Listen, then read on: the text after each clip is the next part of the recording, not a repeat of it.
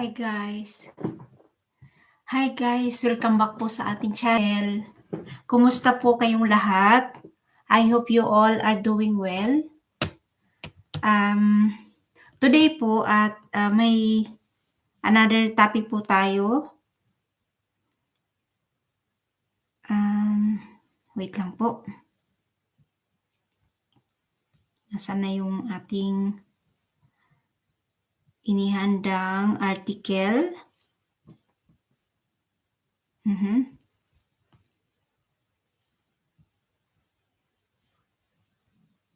So, kamusta po kayong lahat? Today po ay may another topic po ulit tayo for you guys. Sa mga bago po sa channel na ito,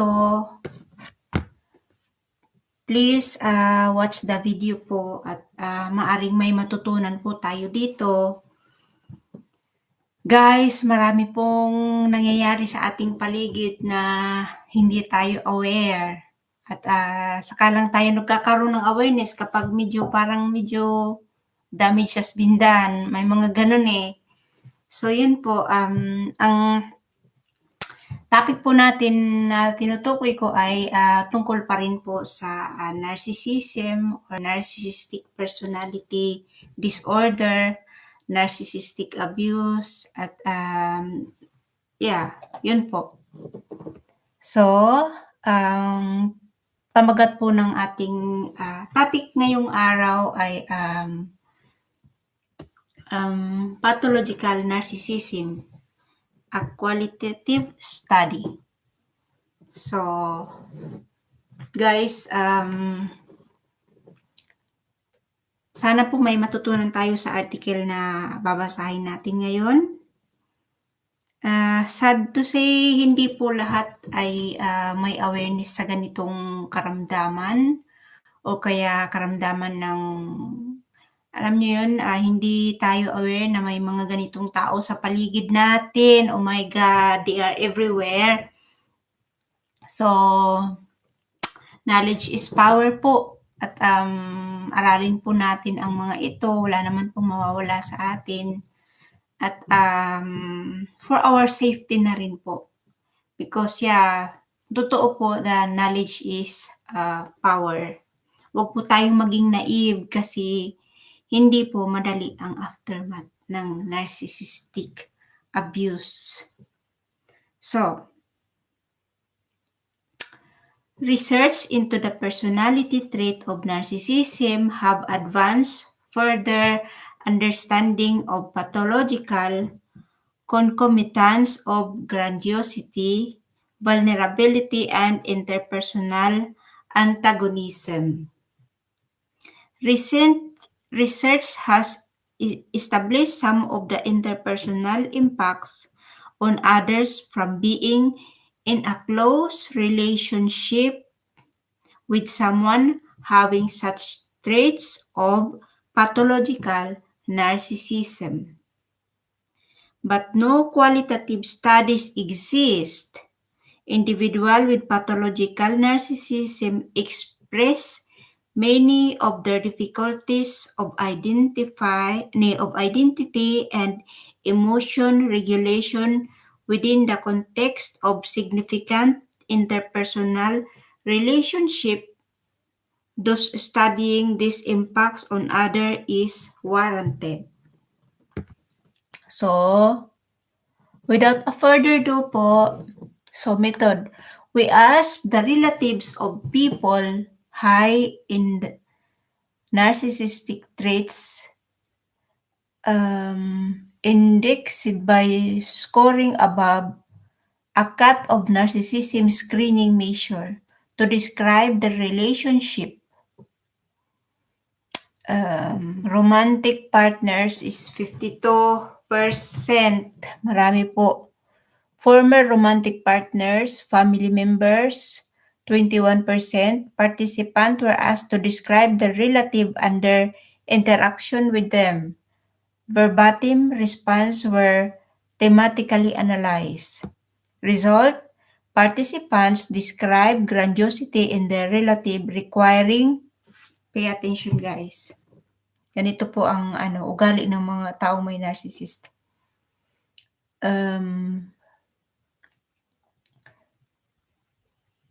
Requiring admiration, showing arrogance, entitlement, envy, exploitativeness, grandiose, fantasy, lack empathy, self-importance, and interpersonal charm. Participants also describe vulnerability of the relative contingent self-esteem. So, ang nagsabi po nito is yung mga relative o yung mga kasama sa bahay ng tao na may NPD or narcissistic personality disorder.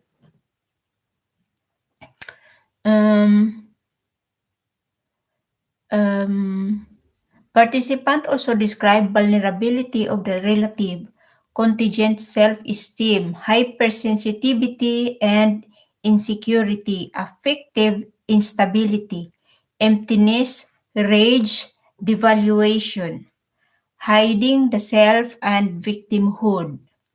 These grandiose and vulnerable characteristics were commonly reported together 69% of respondents.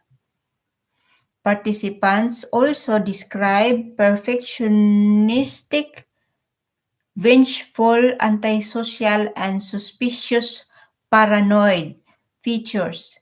Instances of relative childhood trauma, excessive religiosity, and substance abuse were also described. Magaling silang magtago po nito but manonotice mo yan kapag kasama mo sila or you are close enough to them, you will notice this. Yung feeling, yung umaasta po na very confident. Nako, ano lang po yan, mask.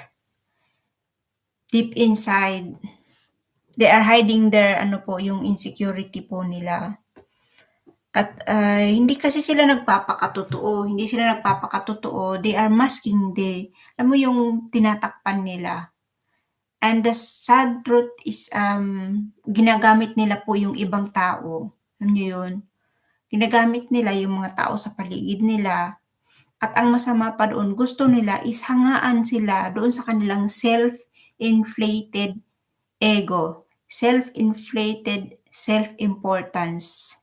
Yun. So, conclusions. This finding lend support to the importance of assessing the whole dimension of the narcissistic personality, as well as associated personality patterns. On the findings reported here, the vulnerable aspect of pathological narcissism impacts others in an insidious way given the core deficits of feelings of emptiness and affective instability. These findings have clinical implications for diagnosis and treatment in that initial spectrum of complaints may be misdiagnosed unless the complete picture is understood. Living with a person with pathological narcissism can be marked by experiencing a person who shows large fluctuations in affect, oscillating attitudes, and contradictory needs. Sa mga narcissist po, normal po sa kanila yun So, ang nagsasuffer po is yung mga tao sa paligid nila, family nila, asawa, anak. Mga tao na malapit po sa kanila kasi yung manipulation po, yung gaslighting, alam niyo yun? The current diagnostic description of narcissistic personality disorder or NPD, as it appears in the Diagnostic and Statistical Manual of Mental Disorder, this DSM-5, 5th edition. 1. Includes a lot of information about how the person affects others. such as requiring excessive admiration. Yan, gusto po nila na hinahangaan sila. Having a sense of entitlement. Interpersonal exploitiveness, showing both lack of empathy for others and feeling others are envious of their perceived special powers or personality features. Despite these features being important aspects of narcissism that have been validated through empirical research, they have been criticized for their emphasis on grandiosity and exclusion of vulnerability in narcissism. A trend that is mirrored in the field more generally and runs counter to over 35 years of clinical theory. The more encompassing term pathological narcissism has been used to better reflect personality dysfunction that is fundamentally narcissistic but allows for both grandiose and vulnerable aspects in its presentation. Recognize the vulnerable dimension of narcissism has significant implications for treatment, including providing an accurate diagnosis and implementing appropriate technical interventions within treatment settings. Vulnerable narcissism is marked contrast to over grandiose features listed in DSM-5 criteria. Includes instances of depressed mood, insecurity, hypersensitivity, shame, and identification with victimhood. Develop the pathological narcissism inventory to capture this narcissistic vulnerability in three factors. The factor contingent self-esteem. It's hard for me to feel good about myself unless I know other people like me. Wow. So yung self ano po, yung identity po nakasalalay po how the other people uh, see them. I mean, wala silang identity eh. Kaya nga di-demand constant attention and admiration kasi dun lang po nila nararamdaman na they have identity, they have a sense of self. Kaya, oh my goodness. So yun, yun. Reflects a need to use others in order to maintain self-esteem. The factors devaluing includes both devaluation of others who do not provide admiration need. Sometimes I avoid people because I'm concerned that they'll disappoint me and of the self due to feelings of shameful dependency on others when others disappoint me. I often get angry at myself. The factor hiding the self when others get a glimpse of my needs, I feel anxious and ashamed, reflects an unwillingness to show personal faults and needs.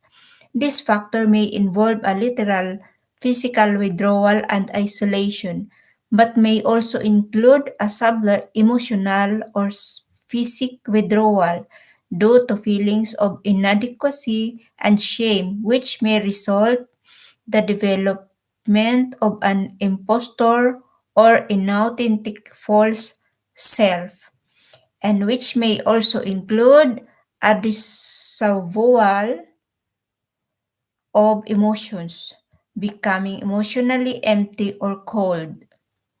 Another aspect described in the literature are instances of narcissistic rage, marked by hatred and envy in response to a narcissistic threat. Threats to grandiose self-concept, although commonly reported in case studies and clinical report, it is under if it is feature of only grandiose presentation or if it may more frequently present and vulnerable presentations. While the difference in presentation between grandiose and vulnerable narcissism appear manifest, it has been argued that they reflect both sides of a narcissistic coin that may be regularly oscillating, interrelated, and state dependent. As such, it may not be as important to locate the specific presentation of an individual as to what type they are, grandiose or vulnerable, as it is to recognize the presence of both of these aspects within the person. The difficulty for these patients is the pain and distress that accompanies having such disparate split off or unintegrated parts of the self, which result in the defensive use of maladaptive intra and interpersonal methods of maintaining a stable self experience. This defensive operation is somewhat successful and may give the impression of a coherent and stable identity. However, as noted by Caligor and Stern, manifestly vulnerable narcissists retain a connection to their grandiosity, and even the most grandiose narcissist may have internal feelings of inadequacy or fraudulence. The vulnerable dimension of narcissism, with its internal feelings of emptiness and emotion dysregulation, may reflect a more general personality pathology similar to that borderline personality disorder. So magkakasama po yan sila. They almost have the same behavior or pattern. For instance, Eulers-Tobbe found grandiose narcissism to be related to NPD, but vulnerable narcissism to be related to BPD. So may iba na magkakaiba sila ng diagnose. Ano ba yun? In a similar vein, Hearst, Sagstitter Diamond 28 proposes grandiosity as a narcissistic specific factor that distinguishes it from other disorder. Example, BPD or borderline personality disorder. This grandiosity, however, predisposes these individuals to respond with antagonism, hostility, and reduced reality testing when the grandiose self is threatened. This antagonism, hostility, and the resultant interpersonal dysfunction are well documented aspects of pathological narcissism that exacts a large toll on individual in the relationship, as the specific feature of the disorder are perhaps therefore best evidenced within the context of these relationships. Gaining the perspective of the other in the relationship would present a unique perspective that may not be observable in other contexts, example, clinical or self-report research. For example, a recent study by Valash Hardy and Charles provided such a perspective within the context of domestic violence. They found that those in a relationship with individuals with personality with reportedly narcissistic features describe overt, example verbal and physical, and covert, example passive aggressive and manipulative expressions of abuse, and that these behaviors were response to perceived challenges to authority and to context fears of abandonment. As such, informant ratings may be a novel and valid methodology to assess for personality pathology, as documented discrepancies between self other ratings suggest that individuals with pathological narcissism may not provide accurate self-descriptions. Further, Lavretsky and Pincus report high levels of convergence for informant ratings of narcissism, indicating that multiple peers are likely to score the same individual similarly and notably. Individuals with pathological narcissism agreed with observed ratings of interpersonal dysfunction, again highlighting this aspect of central to the disorder. The aim of this study is to investigate the reported characteristic of individuals with pathologically narcissistic traits from the perspective of those in a significant personal relationship with this individual. For this research, partners and family members will be referred to as participants. Individuals with pathological narcissism will be referred to as relative. So, ito po yung mga ano nila. Participants were relatives of people reportedly high in a narcissistic traits and all provided written informed consent to allow their responses to be used in research following institutional review board approval. The participants were recruited through invitation posted on various mental health websites that provide information and support that is narcissism specific. Example, Narcissistic Family Support Group. Recruitment was advertised as being specifically in a relation to a relative with a narcissistic traits. A number of criteria were applied to ensure that included participants were appropriate to the research.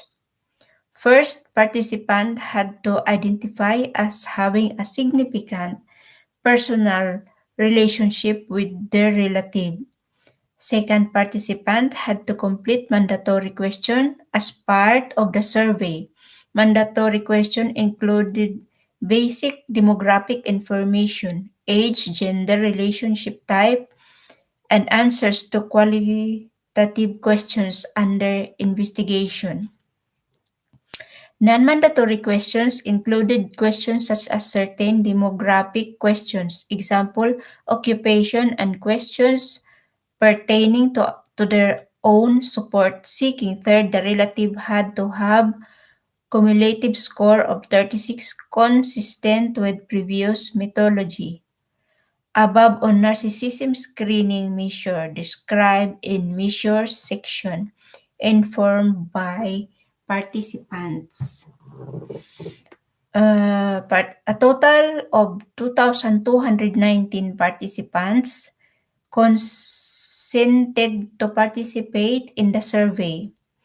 A concerted data screening procedure was implemented to ensure that participants were appropriate to research. First, participants were removed who indicated that they did not have a significant or intimate personal relationship with someone who was narcissistic.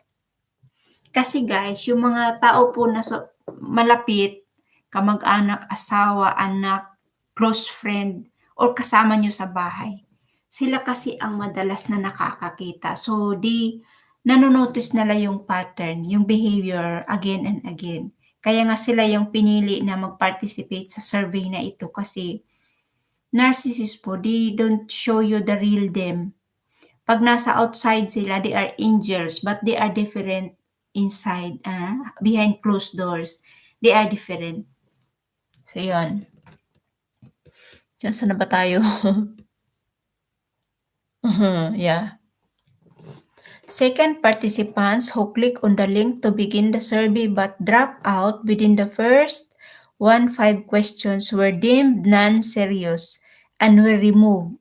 Third, participant whose text sample was too brief, less than 70 words to analyze, were excluded as specific. Ano ba to? Finally, participant identified as a rating relative narcissism below cut-off score of 36 on a narcissism screening measure were removed. Inspection of pattern of responses indicated that none of the remaining participants had filled out the survey question inconsistently or inappropriately, scoring the same for all questions. The remaining 436 participants formed the sample reported here. Outline the demographic information of participant and the relative included in the study. Table 1.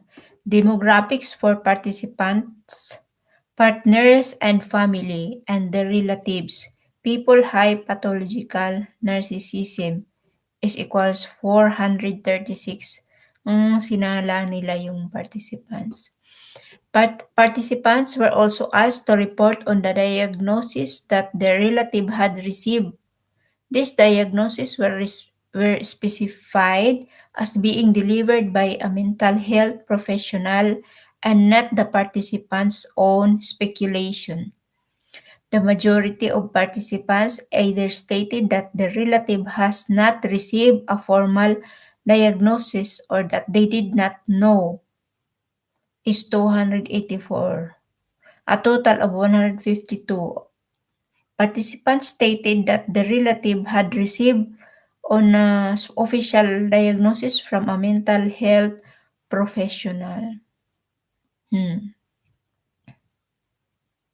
So, pathological narcissism inventory care version.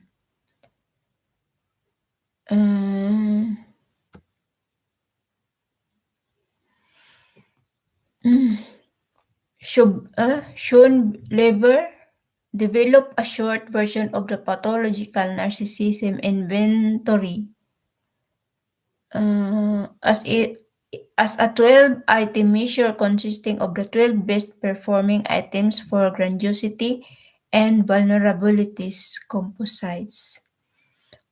6 of each of the pathological narcissism inventory.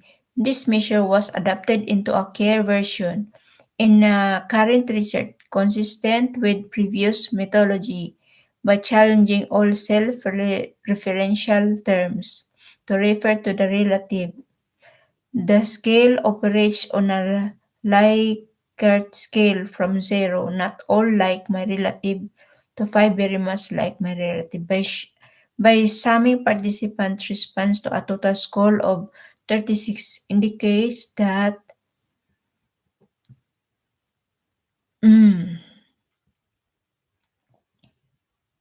haba pala nito. Mag-shortcut tayo guys.